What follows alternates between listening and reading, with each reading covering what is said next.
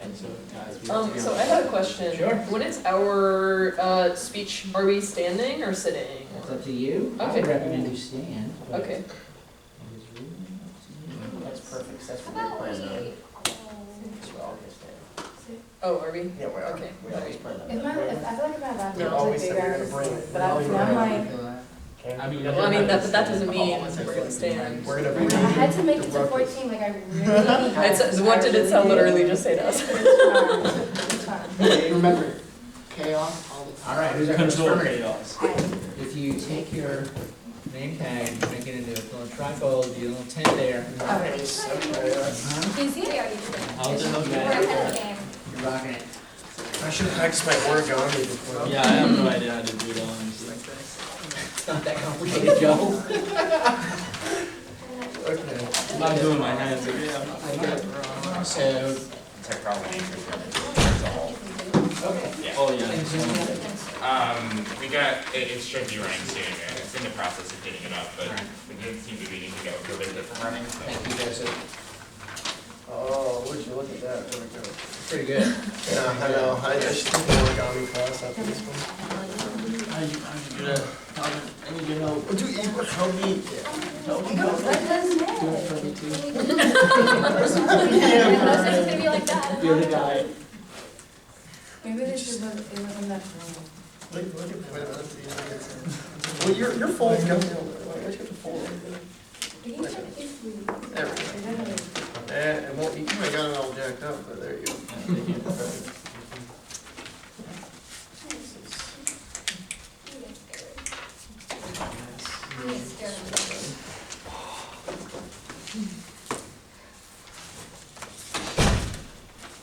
God's sake.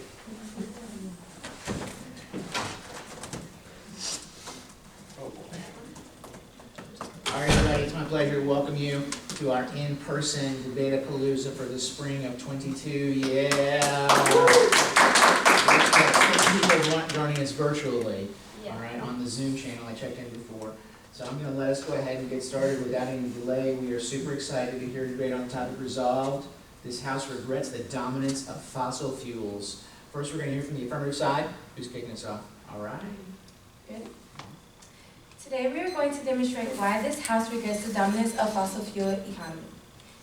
To be specific, we define dominance as control and supreme influence, which fossil fuels definitely have since they are approximately 60 to 80% of America's energy sources and approximately 84% of the entire world. We define regret as dissatisfaction and disappointment. We rely on fossil fuels so much it is controlling the way we survive and live our everyday lives. It would be ridiculous to argue that we want fossil fuels to be this dominant in our society since we know how much it is hurting our planet, our health, our economy, and our future. Fossil fuels are not only bad for the economy, but also dangerous. In 2020, about 68 million tons of pollution were emitted into the atmosphere in the United States. Do you want to breathe that? Do you want your children to breathe that? Our economy is so dependent on fossil fuels, meaning requiring something for full support, basically, that we've been completely unwilling to look into any other solutions to make a more sustainable world. Fossil fuels are causing air and water pollution, forest fires, heat waves, and many more catastrophic events, and this is putting many lives in danger. There are so many ways this problem can be fixed. Economically, taking a step back from the use of fossil fuels won't be as big of a deal as you think. Studies show that businesses can adapt much more quickly than they want you to think. In fact, according to the New York Times, every time the government has imposed an environmental regulation on businesses, they've overestimated how much money it will take and how it will hurt the economy, due to businesses finding new ways to reduce compliance costs in case of new environmental safety regulations to keep up profits. And what I mean by that is that businesses already have plans and money set aside to prepare in case of the world decides to limit or cut out fossil fuels.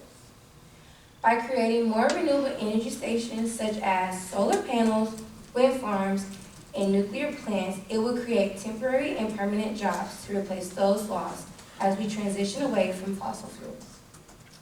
Though with or without climate change, the world needs to be prepared for just in case like the fossil fuels, because we're already running out. We're going to run out of fossil fuels. And once they are gone, what are we going to rely on? We need to plan for an economy that runs on something other than oil and coal in order to survive. That's why we need to turn to sustainable sources, meaning the ability to maintain if we care about our future. Renewable energy is defined as energy collected from natural resources, such as solar panels, wind farms, and nuclear plants, giving us energy from sunlight, wind, rain, etc. As renewable energy becomes more accessible, it will also become more affordable. According to Panhandle Plains Historical Museum, one of the largest museums in Texas, 1916, the Detroit Electric Car Company of Detroit created a functional electric car. It held 5 passengers and could be operated, steered, accelerated, and stopped from the front or rear. And the transmission had 10 gears. It could go 80 to 100 miles before needing to be recharged. It was just as functional, if not better, than any other car from the time.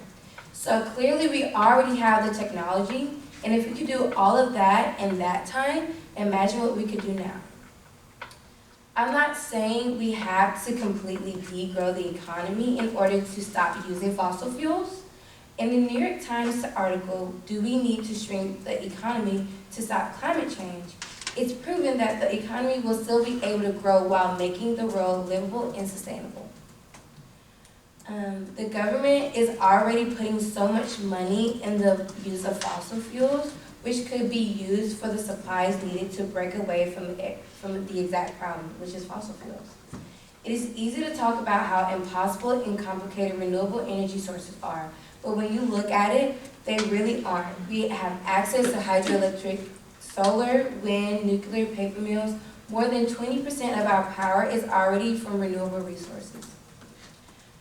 We already have hydroelectric dams and gain a lot of energy from them. Paper mills are a great way to get paper without destroying forests, because in a paper mill, new trees are planted to replace the trees that are already cut down, and they're harvested in a never-ending circle of infinite trees. The United States currently has 58 nuclear power plants with 96 operational nuclear reactors. All right, it's time for our negative. We're gonna all right, good. Who's our first negative speaker? All right, guys. How can we regret the dominance of something that has single-handedly advanced humanity's course? According to the Oxford Language Dictionary, regret can be defined as feel sad, repentant, or disappointed over something that has happened or been done, especially a lost or missed opportunity. Therefore, it is important to remember that this debate is entirely focused on the past, and its implications are the future are not the focus of this argument. Merriam-Webster defines being dominant as prevailing over all others. The fossil fuel economy is defined as the globalized socioeconomic and political connections from either directly or indirectly created from petroleum products. In a cost-benefit analysis of the past global socioeconomic status, the fossil fuel economy has provided a more prosperous humanity, which outweighs any costs. Therefore, this House does not regret the dominance of the fossil fuel economy. For the first contention, this House says that the economy of the fossil fuels has improved the standard of life for humans on a global scale. It has kick-started the scientific and industrial revolution, yielding scientific advancements, drastically lowering mortality rates and heightening the standard of life for people wherever the use of fossil fuels has been used historically. The Industrial Revolution committed more benefit than good in its time, with scientists only discovering the negative effects of machine emissions far after the foundation of the global economy had been solidified into petroleum. Inside Climate News states that, quote, coal powered the Industrial Revolution, end quote. Britannica states that the Industrial Revolution sparked the rapid evolution of medicine, a better quality of life, longer lifespans, and enhanced wealth per capita that happened during the Industrial Revolution, as was built on fossil fuels. Our World in Data shows that before the 1850s, 46% of children died globally before reaching adulthood. Today, only 5% of youth die globally. This coincides with fossil fuels economy's dominance. Therefore, the two are correlated. This is only due by products invented and implemented as a result of petroleum. For example, as stated by John Hopkins, the mechanization of farm equipment in the 1900s has allowed a 15 times more efficient harvest, crop efficiency. The National Center for Biotechnology states that 50% of commercial agriculture today is fueled by fossil fuels. Leading into our second contention, economic benefits from fossil fuels have substantially on a global scale, the economic benefit from fossil fuels have been substantial on a global scale, and taking it away would be catastrophic. The petroleum industry single-handedly connected the world and allowing it and encouraging economic globalization where much wealth has been made. In 2021 alone, the world's petroleum economy totaled $2.1 trillion, according to Investopedia. Of this collective global production, certain individual countries' economies are entirely reliant on fossil fuels, as the World Economic Forum states. There are 13 countries around the world where oil makes up over 80% of the export on average. OPEC states that, quote, oil revenues are used to fund educational and health programs, as well as to build crucial civil and communications infrastructure. Given this dependence, it would hinder, not bolster, their interests to withhold oil from the world, end quote. Meaning that if the market for fossil fuels went away overnight, these countries would face a catastrophic loss. These aforementioned countries are considered developing countries as suggested by their low Human Development Index provided by World Population Review. Thus, the fossil fuel economy is crucial for countries. Now we have talked about the fossil fuels benefit internationally. Let's narrow the scope and focus on the American economic landscape, especially on the amount of jobs it has created. According to U.S. Energy Jobs, in 2019, there were 1.2 million jobs in the fossil fuel sector, 21% of that number being 55 years or older, and 8 to 10% of them being occupied by veterans. This proportion of Americans might go unemployed without the fossil fuel industry in America. This prosperity allows for humanity as a whole to push the envelope of technology, including renewable research and development. In fact, the World Energy Investment claims that America, China, and Europe put together provide nearly 85% of the world's investment for renewable energy, which would otherwise go unfunded. Thus, is it fair and ethically right to rip away the global dependency on fossil fuels, which adhere diverse countries together for a common goal? Humanity. All right. Right on time there. It's the time for our first crossfire. Ooh. Okay. Would you like the first question? You go first. Okay. Or it doesn't matter. Okay. I'll go. Go ahead. Okay, so you talked about how with fossil fuels, the economy is basically what you said was prosperous, but like I don't feel that having polluted air and putting lives in danger is really like prosperous, and the economy is just really.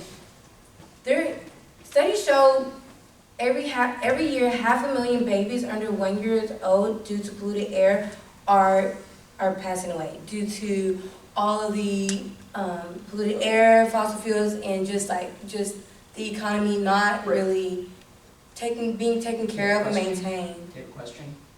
Oh, no, you go first. So, okay, with a question? Yeah. Oh, wait, are you telling me? You were making a statement. Do you have a question? Oh, okay. So what I meant to say was, what do you mean that the economy is prosperous from fossil fuels? Okay. Sorry, that's what I meant to say. Prior to the Industrial Revolution, there were about 1 billion people on the planet. Now there's nearly 8 billion people because of the fossil fuel sector. My question is, how expensive will it be to implement the other 80% of renewable energy within America? Well, with the government already putting so much money into fossil fuels, we can take that money out that's being used for fossil fuels into renewable resources and something more sustainable. Is that going to be an increase in tax, or is that going to be coming from other Well, we sectors? don't really know just because we haven't tried, just because everyone's faced off to changing the economy, basically. Okay. Do you have another question? Okay. Go for it. So, like you brought up, how you said it is good for the economy, but I just feel, I'm still on that part. Is child labor prosperous? Nice crossfire, all right, great job. All right, we're moving into our tax speeches. We start off with you, Okay. So, the focus on this is because you define regret as a sense of loss or about something that happened in the past. Although we defined it as disappointment and dissatisfaction, and you also included that definition, but we can talk about the past. That's okay too. So, if we had known about the negative effects that fossil fuels are having on our economy and on our climate and on our planet, would we really have done that in the first place? Is that something that we would have done if we understood the consequences? The Industrial Revolution created a lot of important technology, but it also hurt a lot of people and did a lot of damage to our planet. So overall, we could have done better if we hadn't used fossil fuels because we had other resources available. People had electric cars, as we already said, in 1916. Electric cars have always been around. There have always been alternatives to plastics, and renewable energy is not as new of a thing as you think it is. And it's only becoming more prevalent now because we're starting to understand the consequences. So climate change is something that's been happening over time and getting significantly worse over time. So I would say that we